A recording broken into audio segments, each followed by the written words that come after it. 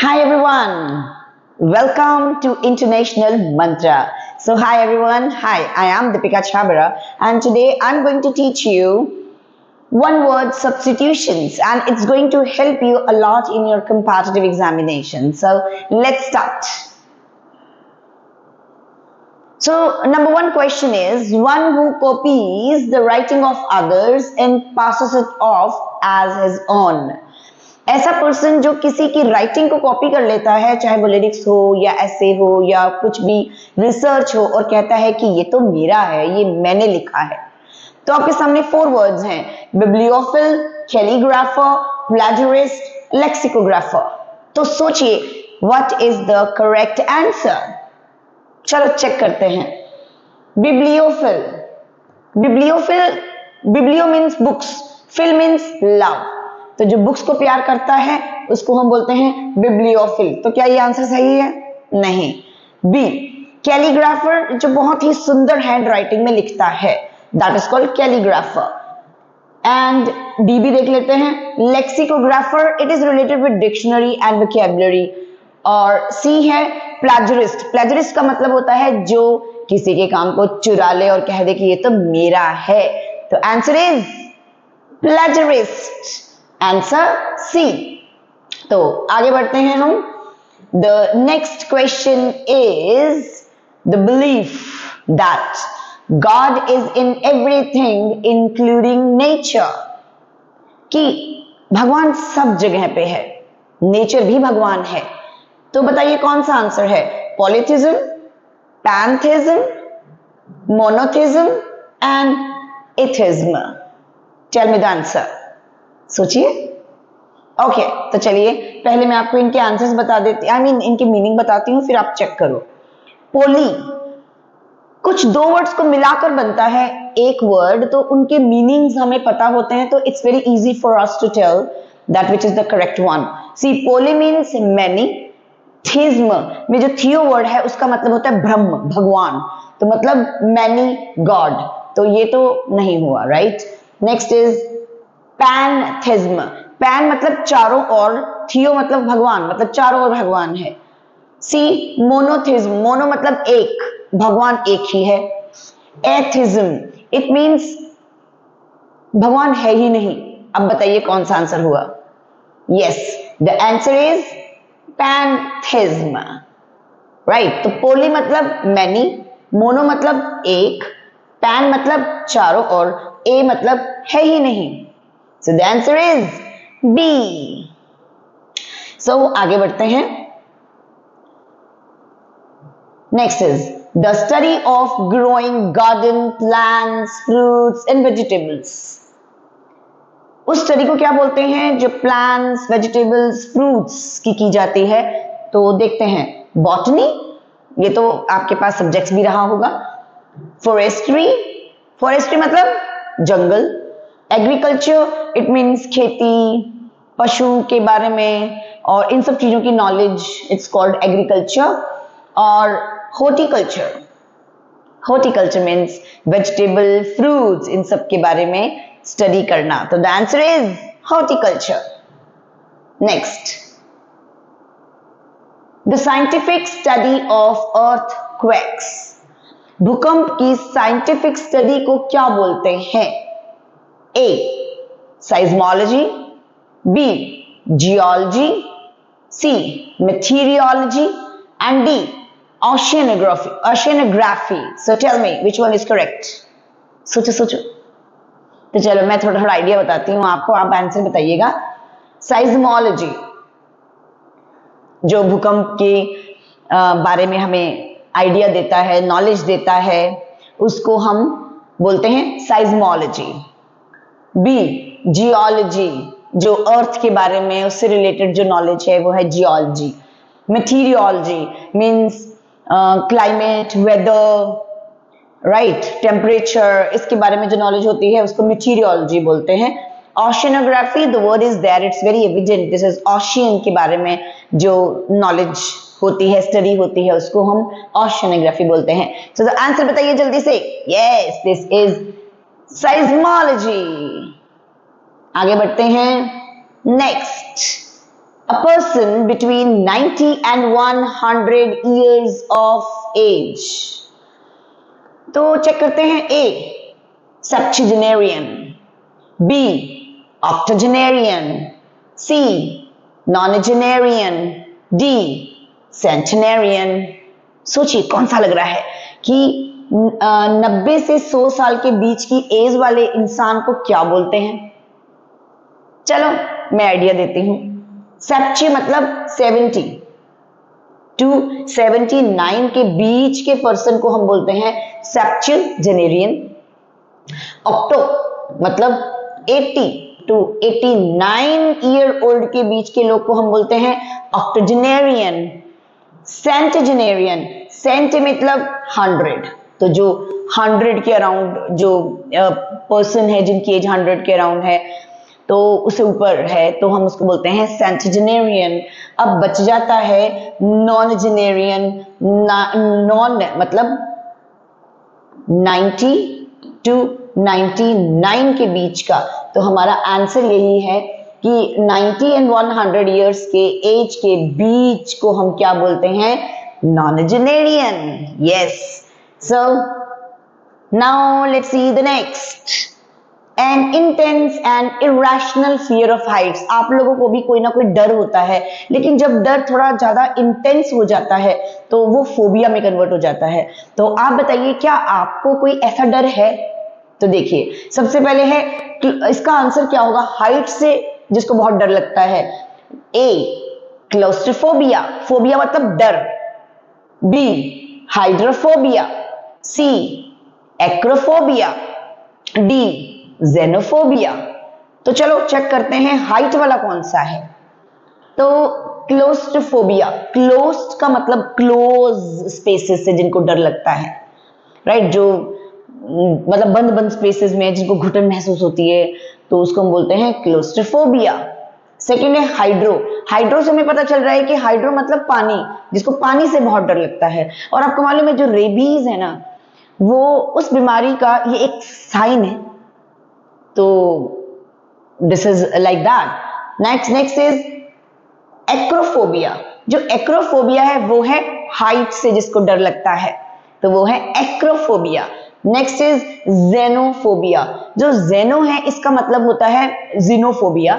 इसका मतलब होता है कि जब किसी पर्सन को किसी स्ट्रेंज पर्सन से या स्ट्रेंज चीज या फॉरेनर्स से डर लगता है, बात नहीं कर पाते हैं, उनको इग्नोर करते हैं, तो उसको बोलते हैं xenophobia.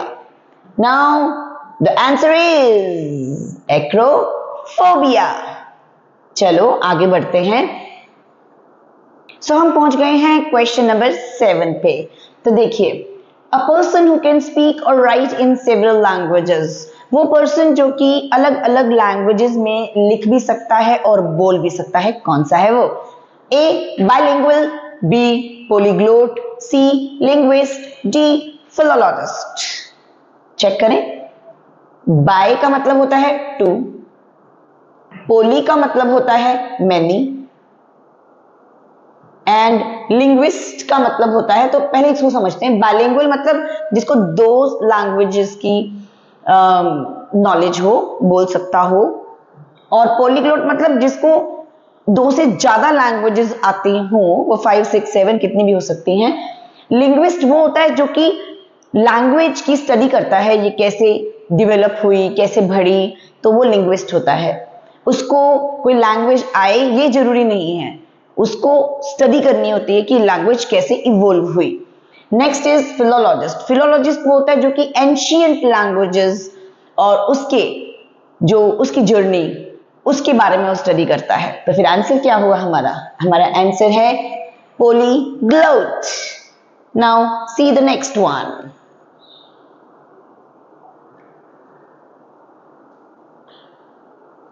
One who hates mankind and avoids human society. ऐसा पर्सन जो कि मानवता को नफरत करता है और सोसाइटी को अवॉइड करता है, कौन है वो? देखें. मिसोजिनिस्ट ए, फिलैंथ्रोपिस्ट बी, मिसेंथ्रोप सी, मिजोनिस्ट डी. तो मैं आपको एक बहुत अच्छा सा मंत्र बताती हूं. जहां पे भी फिल होगा उसका मतलब लव होगा। जहां पे भी, जैसे बिब्लियोफिल था, बिब्लियो मतलब बुक्स, फिल मतलब लव, और जहां पे मिस होगा वहां पे हेट होगा। तो अब देखें, मिसोजिनिस्ट, मिस इट मीन्स नफरत, ये गायनी वर्ड से बना है, मतलब वुमेन, राइट? जो वुमेन को नफरत करे वो क्या है? मिसोजिनिस्ट। बी, फिल मतलब लव, और एंथ्रोपिस्ट का मतलब है मानवता, जो मानवता को प्यार करे। अब यहां पे मिस का मतलब हुआ हेट, मिसएंथ्रोप। अब मिस का मतलब हेट और एंथ्रोप का मतलब मानवता। अब ये दोनों एक दूसरे के क्या हो गए? एंटोनिम। डी है मिसोनिस्ट। ये वो लोग होते हैं, मिस मतलब नफरत करना, ये वो लोग हैं जो कि नए विचारों, नए चेंजेस को नफरत करते हैं, they don't like it. A person who constantly and wrongly believes he is ill, ऐसा पर्सन जिसको हमेशा ऐसा लगता है कि मैं बीमार हूं, और लेकिन वो होता नहीं है। ऐसे आपको लोग मिलते होंगे, यदि ऐसा है तो they are called, tell me, hypocrite. Pronunciation भी हम साथ साथ सीखते हैं, this not hypocrite, this is hypocrite. One, hypocrite वो लोग होते हैं जो कहते कुछ और हैं, करते कुछ और हैं, और किसी के बारे में वो कह रहे होते हैं कि तुम तो ऐसे हो, और खुद ही कर रहे होते हैं। तो अब आपके आसपास बहुत से ऐसे लोग होंगे, और आप अब उनको कह सकते हो you are hypocrite. Next is stoic. Stoic वो होते हैं जो सुख और दुख में न्यूट्रल रहते हैं, ना वो सुख में बहुत ज्यादा ओवरवेल्म होते हैं, ना ही दुख में वो बहुत ज्यादा ओवरवेल्म होते हैं। दे ऑलवेज फील न्यूट्रल, सुख एंड दुख। वैसे ही देखा जाए तो एक और भी वर्ड है hedonism. It's okay, we will talk about it later on because we are also going to have that word. See, तो stoic वो होता है जो नेचुरल फील करता है, आई मीन न्यूट्रल फील करता है सुख और दुख में। Next is hypochondriac. हाइपोकॉन्ड्रियक का मतलब होता है जो कि जिसको हमेशा ऐसा लगता है कि मैं बीमार हूं, मैं बीमार हूं, तो उसको क्या बोलते हैं? Hypochondriac. Next is cynic. It's not cynic, this is cynic. Cynic का मतलब होता है सनकी। तो अब बताइए आंसर क्या होगा? The answer is hypochondriac. Words inscribed on a tomb in memory of the deceased. किसी मृतक के टूम पे, कब्र पर जो वर्ड्स खुदवाए जाते हैं, लिखे होते हैं, उस वर्ड्स को क्या बोलते हैं? Eulogy, epitaph, elegy, obituary. बताइए कौन सा word? Okay, so let me share it with you. Eulogy, okay,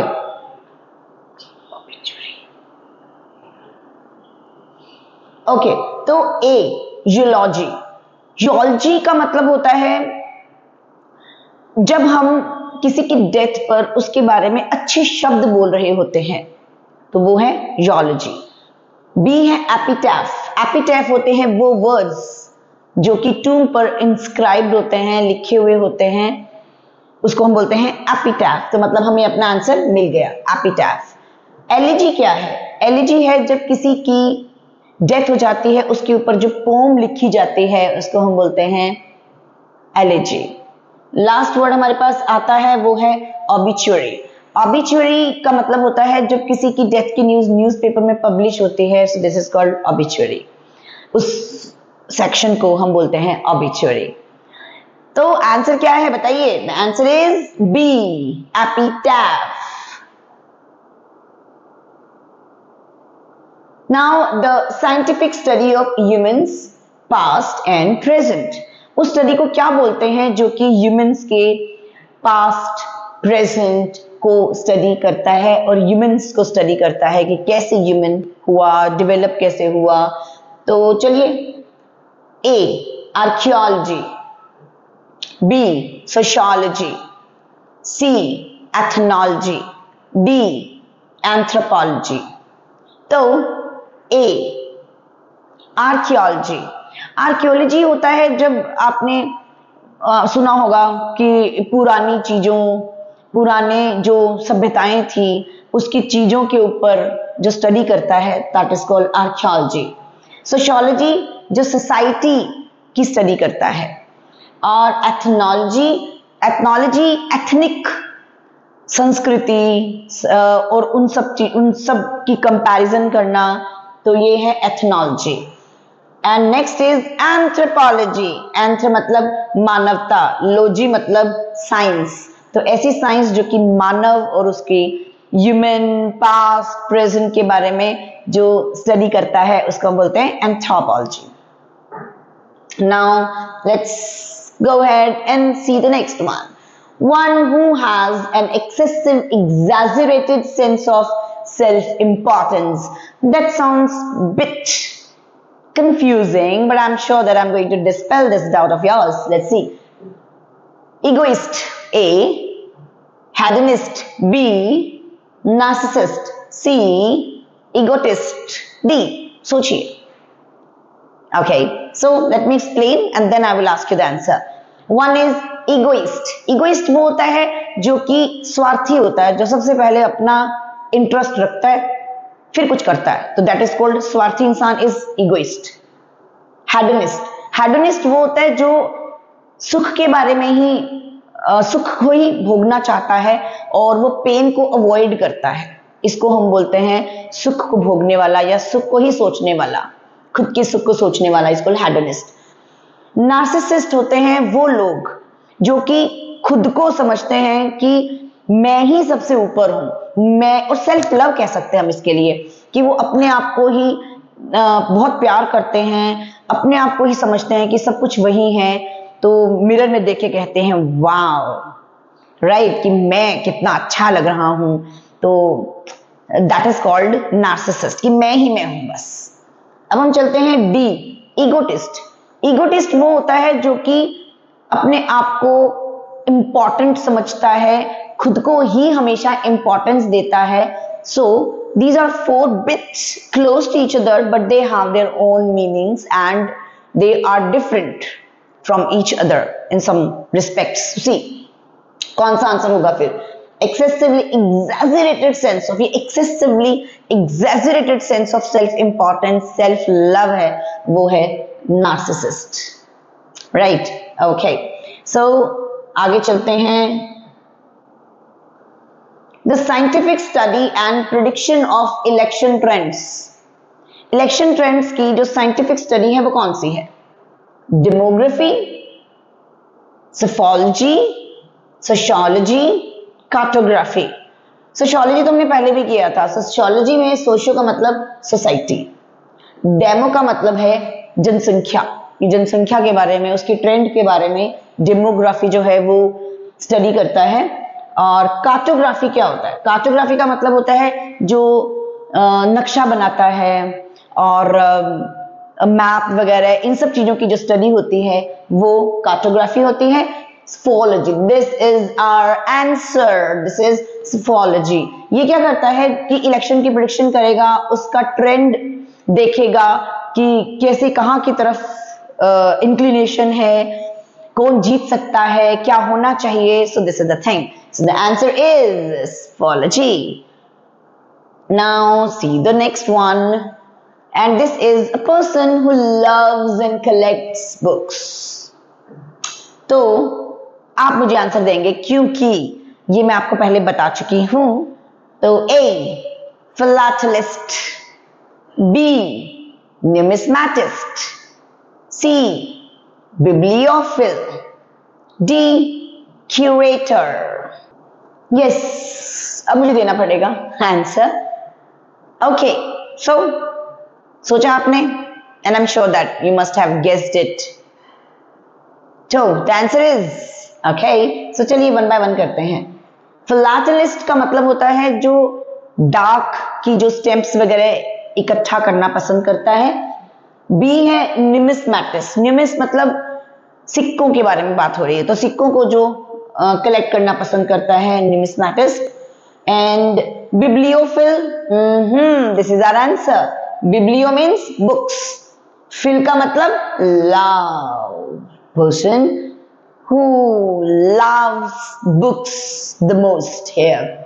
Okay, curator क्या होता है?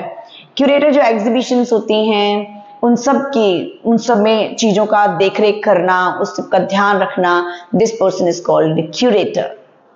तो हम पहुंच गए हैं अपने क्वेश्चन नंबर 15 पर। वाओ, तो see an excessive fear of confined और इनक्लोज्ड स्पेसेस, ये भी मैं आपको करवा चुकी हूँ। इनक्लोज्ड स्पेसेस जिसको डर लगता है बंद बंद जगहों से, उसे क्या बोलते हैं? एक्रोफोबिया, क्लोस्ट्रोफोबिया,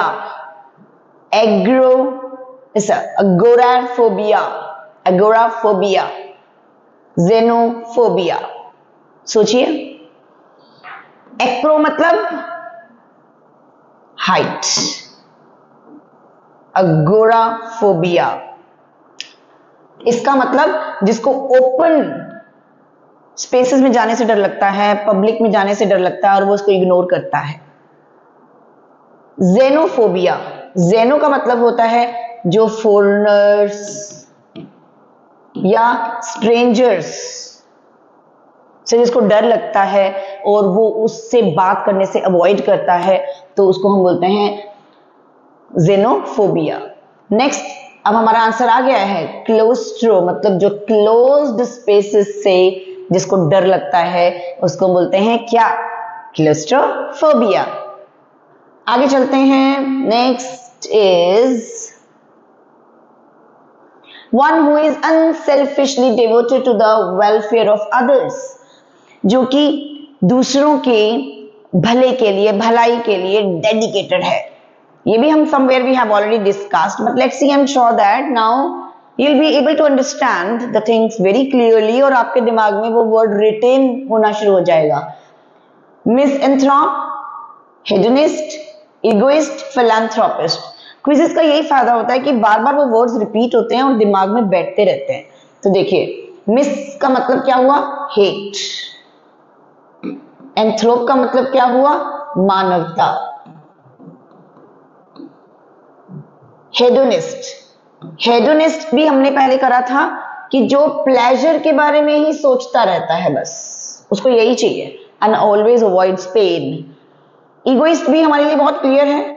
ईगो का मतलब आई, जो अपने सेल्फ इंटरेस्ट को ही वो सबसे पहले रखता है।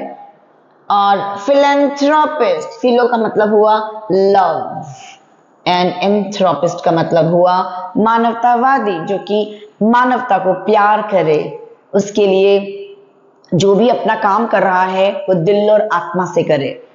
तो let's move ahead, let's keep the ball rolling. An expert who scientifically studies birds. A. Entomologist. B. Entomologist. C. Ornithologist. D. Ichthyologist. Bit difficult, isn't it? That's okay. I'll make it easy for you. C. Entomologist. ये है insect से related, right? तो ये study तो हो गई insect से related.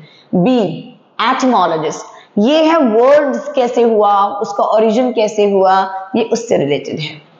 अब ये है ऑर्निथोलॉजिस्ट, इसका मतलब है ये है जो बर्ड्स से रिलेटेड सारा उसका पैटर्न, उसका फ्लाइट पैटर्न, उनका बिहेवियर, तो उन सब चीजों की जो स्टडी करता है वो है ornithologist. Isn't it a bit interesting? I really want to know about birds. What do they talk and all. See, next is ichthyologist. ये क्या होता है? ये फिश की स्टडी करता है। तो हमारा आंसर क्या हुआ? तो हमारा आंसर हमारे पास है, that is ornithologist. तो चलिए, हमें इसका भी नॉलेज हो गया। अब हम चलते हैं, अ पर्सन हु कलेक्ट्स और studies old and rare coins, जो पुराने सिक्कों की स्टडी करता है उसको क्या बोलते हैं? तो ए इज फिलैटेलिस्ट। फिलैटेलिस्ट वो होते हैं जो कि स्टैम्प्स, डाक से रिलेटेड जो चीजें हैं, स्टैम्प्स, उसको कलेक्ट करके रखते हैं। बी, अकाइविस्ट, आर्काइविस्ट वो हैं जो कि पुराने जितने भी रिकॉर्ड्स हैं और जितने भी जो कलेक्शन है, जो डॉक्यूमेंट्स हैं, उनको संभाल कर रखने वाला, राइट। और next is curator. Curator means जो कि एग्जीबिशन और उन सब चीजों का देखभाल करके रखना, जो कि एग्जीबिशन में यूज होती हैं, संग्रहालय में रखी जाती हैं, म्यूजियम में रखी जाती हैं, तो देखरेख करने वाले को बोलते हैं क्यूरेटर।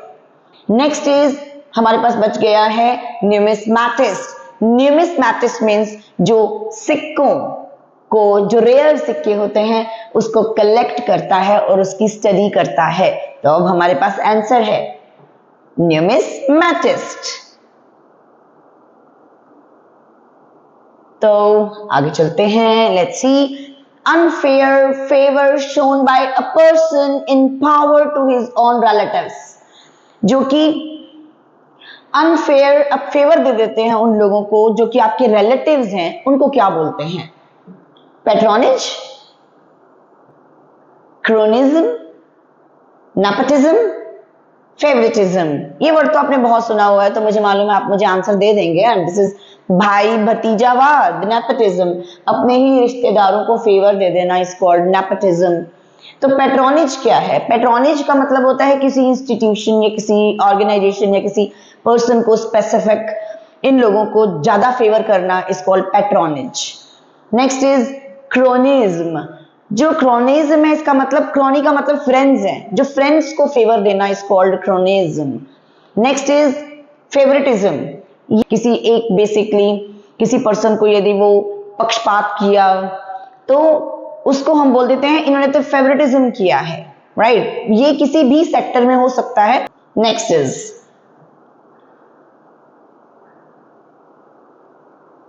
अब हमारे पास नेक्स्ट क्वेश्चन आता है। This is our 20th question. Bringing about a gentle and painless death for a person suffering from an incurable disease। तो देखते हैं, इसका मतलब है जो इनक्यूरेबल डिजीज है उस में से जो पर्सन निकल रहा है, जिसको ये डिजीज है, उसको पेनलेस डेथ देना, उसको क्या कहते हैं? इच्छा मृत्यु। कौन सा है इसमें word? Genocide, homicide, euthanasia, suicide. सबसे पहले समझते हैं साइड। साइड का मतलब होता है किल। जेनो का मतलब क्या हुआ? कोई नस्ल या पूरे के पूरे ग्रुप को मार देना is called genocide. Kill the whole group of particular caste, particular race. Next is homicide. Home मतलब हुआ किसी ह्यूमन, तो ह्यूमन को किल करना इज इक्वल्ड होमिसाइड। सीयू का मतलब सेल्फ और साइड का मतलब किल, खुद को किल कर देना is equal to suicide. Next is euthanasia. Eu का मतलब होता है गुड। तो गुड का मतलब ये हुआ कि किसी को एक पेनलेस डेथ देना, the person who is going through a very very fatal and incurable disease, तो उसको पर्सन, उस चीज को बोलते हैं इच्छा मृत्यु। तो ये है हमारे वर्ड्स और इसका आंसर क्या हुआ? यूथनेशिया। तो हम इसको एंड करते हैं और मिलते हैं जल्दी ही नेक्स्ट वीडियो में। बी मंथराइट, बी अलाइव। बी मंथराइट, बी अलाइव।